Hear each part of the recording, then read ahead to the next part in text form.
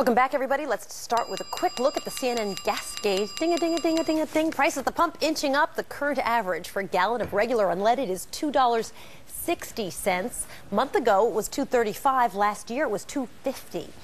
Now, imagine you could find your own source of energy right in your front yard. Well, wouldn't that be convenient? Couldn't you make a ton of dough off of that? We met a man outside of New Orleans who was looking to strike liquid gold and sent CNN's Susan Rosgen back to Lake Charles for an update. Good morning, Susan.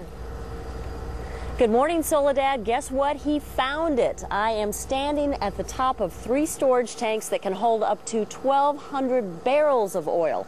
Oil that's been flowing under one man's front yard. Only an oil man would put an oil rig in his own front yard. Drill mass is about 65 feet high. And that's what Steve Jordan did last fall.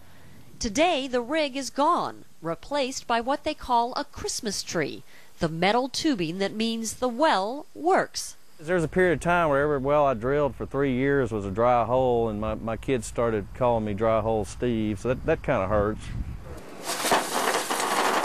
Dry Hole Steve is dry no more. In fact, what he's tapped into is such a high grade of oil that it comes out of the ground almost as clear as a nice glass of champagne. To get to it, Jordan had to drill under his house, under the living room and kitchen, even under the pool and a river behind the backyard. Now the pipes are pulling out 20 barrels of oil a day and even more natural gas. Altogether, Steve says it's enough to triple his $1 million investment. Take that, OPEC. And I don't like those guys. Those guys don't like us. So, well, hey, I'm back.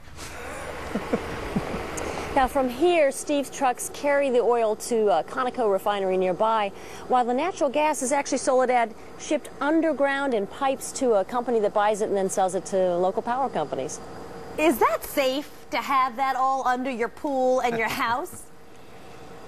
Well, you know, obviously Steve thinks it is, otherwise he wouldn't have done it. There's always the chance that you could have some kind of, you know, I hate to even say what might happen underground, but then you have to also remember, Soledad, that in cities like Los Angeles, there are lots of underground pipes pulling out lots of oil every day that most people don't even realize are there. All right, good point. Susan Rosgen for us. That's a great shot, by the way, where you are.